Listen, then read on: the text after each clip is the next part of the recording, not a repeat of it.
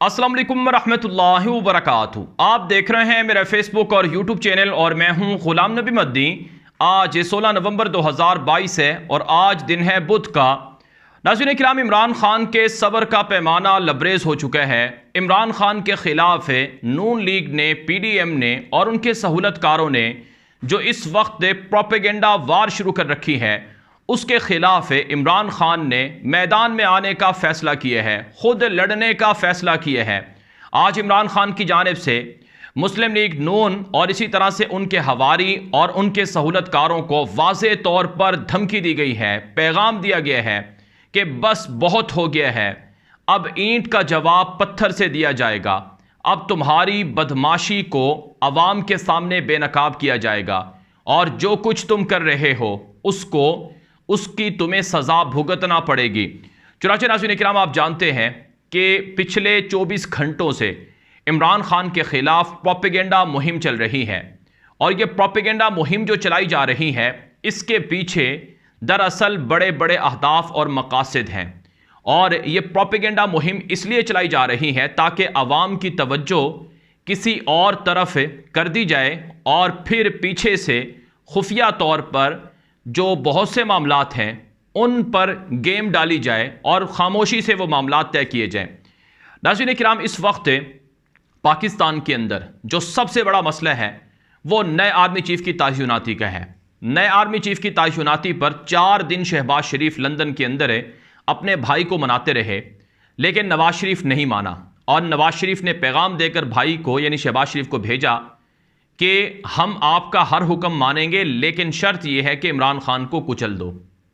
और हमारे लिए यानी नवाज शरीफ के लिए लेवल प्लेइंग फील्ड कर दो, यानी नवाज शरीफ के मुकाबले का कोई इमरान खान ही है, उसको हटा दो, फिर हम आपकी हर बात मानेंगे। और आप ये भी जानते हैं कि आज मीडिया पर खबरें आई हैं कि पाकिस्तान की आर्मी के जो एक्ट हैं उनमें तब्दीली का या तरमीम का फैसला किया है शहबाज शरीफ की हुकूमत ने। और कल आपने देखा और सुना कि शहबाज शरीफ को सियासी कोरोना भी हो गया, खामोशी से वो छुप गए हैं कोरोना के नाम पर। और फिर इमरान खान के ख़िलाफ़ एक बड़ी कैंपेन लॉन्च की गई जियो न्यूज़ और जंग जैसे दलाल मीडिया ग्रुप के ज़रिए से कि इमरान खान ने जो मोहम्मद बिन सलमान ने घड़ी तोहफे में दी थी वो $2 मिलियन की एक शख्स को बेची, जो कि एक फ्रॉडिया है, जो कि एक मुजरिम है और जिसके पीछे नॉर्वे, स्विट्ज़रलैंड जैसे मुल्कों की पुलिस लगी हुई है। उसको लाकर कहा गया कि ये देखो, इमरान खान ने इस शख्स को तोशा खाना की वो जो घड़ी थी वो बेची थी। ये पोस्टमार्टम तो हो चुका है घड़ी का, वो जो घड़ी जिसकी बात की जा रही है, और उस घड़ी के हवाले से कहा जा रहा है कि देखो उस घड़ी के अंदर खाना काबा छपा हुआ था, ओ खाना काबा की मुकद्दस घड़ी बेच दी है। मस्जिद नबवी के अंदर नवाज शरीफ ने जज अरशद मलिक, जिसने उन्हें सज़ा सुनाई थी, उनको करोड़ों रुपए की रिश्वत ऑफ़र की थी और बाकायदा ये मीडिया पर छपा था कि नवाज शरीफ ने जज अरशद मलिक को करोड़ों रुपए ऑफ़र की कि आप उसके यानी नवाज शरीफ के हक़ में बयान दे दो, आपको गैर मुल्की नेशनलिटी मिल जाएगी और आपको इतने पैसे मिल जाएंगे। वो काम ठीक था। और सिर्फ यही नहीं, जो काबा की तस्वीर बनी हुई है उसको लेकर इसको बेच दिया। उस तरह की कितनी घड़ियां हैं जिनके ऊपर काबा की तस्वीरें लगी होती हैं। पाकिस्तान के अंदर क्या, दुनिया भर के अंदर कितनी मुकद्दस चीज़ें हैं, उनको बेचा जाता है। और फिर एक बड़ा प्रोपेगेंडा शुरू किया गया कि 1.5 अरब रुपए की घड़ी थी, 1.5 अरब रुपए की घड़ी थी जो इमरान खान ने बेची है। नाज़रीन किराम, इसका पोस्टमार्टम लोगों ने कर दिया सोशल मीडिया पर कि जिस कंपनी ने वो घड़ी बनाई थी 2019 के अंदर, उस कंपनी के ऑफिशियल जो इंस्टाग्राम पेज है उस पर वो घड़ी लगाई गई थी और उस कंपनी से पाकिस्तान के कुछ लोगों ने राब्ता करके कहा कि आपने ये घड़ी बनाई थी, क्या आपके पास है? तो उस कंपनी ने कहा कि ये घड़ी तो हमने 2019 में बेच दी थी और कंपनी की जो ऑफिशियल कीमत है वो $2,50,000 थी, जिसका मतलब है तकरीबन 5.5 करोड़ के लगभग वो घड़ी थी। तो 5.5 करोड़ की घड़ी वो 1.5 अरब में कैसे बिक गई, या दूसरे लफ्ज़ों में वो 45 करोड़ की कैसे बिक गई? 5 करोड़ की घड़ी वो 45 करोड़ में कैसे बिक गई? ये एक बड़ा सवाल है। फिर आज इमरान खान की जानिब से एक चैलेंज दिया गया है उनके जुल्फी बुखारी और बाकी फवाद चौधरी की जानिब से कि ठीक है, اگر فرح شہزادی نامی خاتون نے وہ گھڑی لا کر اسے فراڈی شخص عمر فاروق ظہور کو بیچی ہے تو اس کی کوئی ویڈیو ہوگی، کوئی تصویر ہوگی، کوئی بینک سٹیٹمنٹ ہوگی جس کے ذریعے سے وہ پیسے دیے گئے ہیں، تو کوئی تو ثبوت ہوگا، وہ ثبوت ہی پیش کر دو۔ تو وہ ثبوت بھی نہیں ہے۔ تو اس وقت پروپیگنڈا یہ، حالانکہ وہ گھڑی عمران خان نے دبئی میں نہیں بکوائی،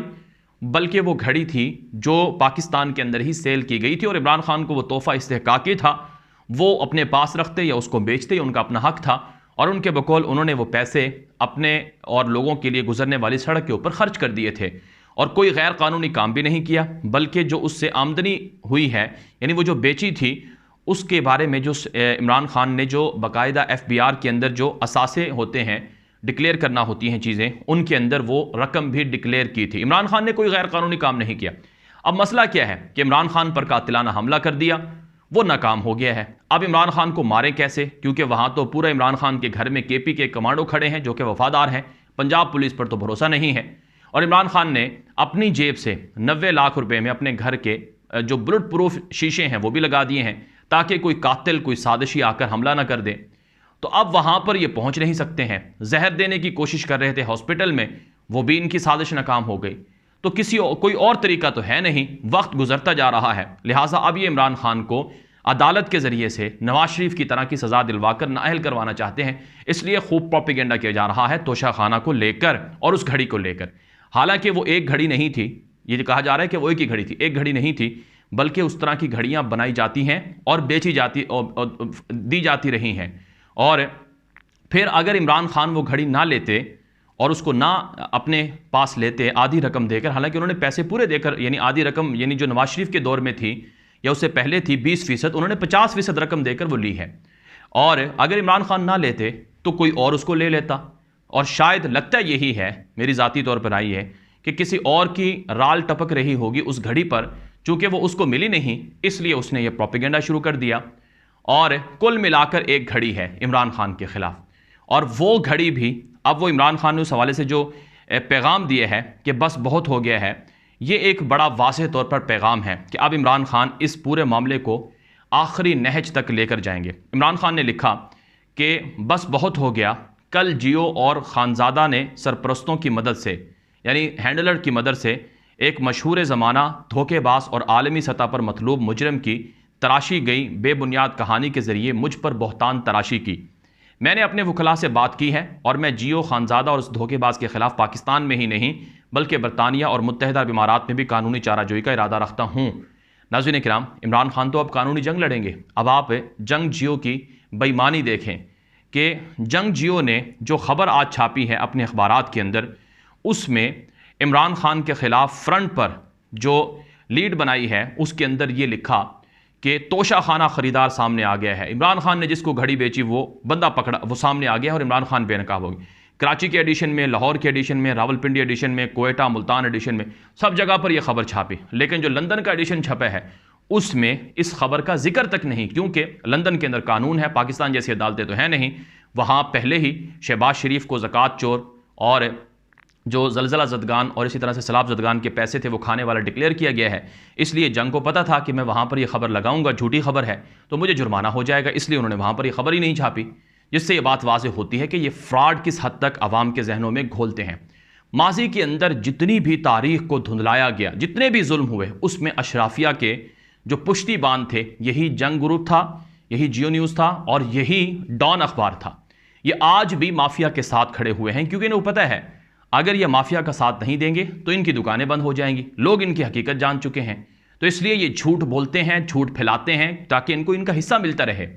اور عمران خان کے دور میں آپ جانتے ہیں جیو عمران خان کی مخالفت کیوں کرتا تھا، کیونکہ عمران خان نے ان کے لفافے بند کر دیے تھے، ان کو پیسے دینا بند کر دیے تھے، اس لیے پھر یہ عمران خان کے خلاف پروپیگنڈا کرتے رہے، اور ان کو بغض ہے، بغض کا کوئی علاج نہیں ہے، ان کو حسد ہے عمران خان سے۔ لیکن بہرحال عمران خان نے جو پالے ہوئے باولے کتے ہیں ان کی اینٹ سے اینٹ بھی بجا دی ہے اور ان کو پیغام بھی دے دیا ہے کہ اب تمہارے ساتھ جنگ ہوگی، اب تمہیں نہیں چھوڑا جائے گا۔ ناظرین کرام، ایک اور خبر جو پاکستان کی سیاست کے حوالے سے بڑی اہم ہے، خبر یہ ہے کہ عمران خان سے پس پردہ رابطے ہوئے ہیں۔ عمران خان سے ایک کمیٹی نے رابطہ کیا اور کہا کہ ہمیں آپ سے مدد چاہیے، آپ ہمارے ساتھ سیاسی معاملات پر، باقی معاملات پر بات چیت کریں۔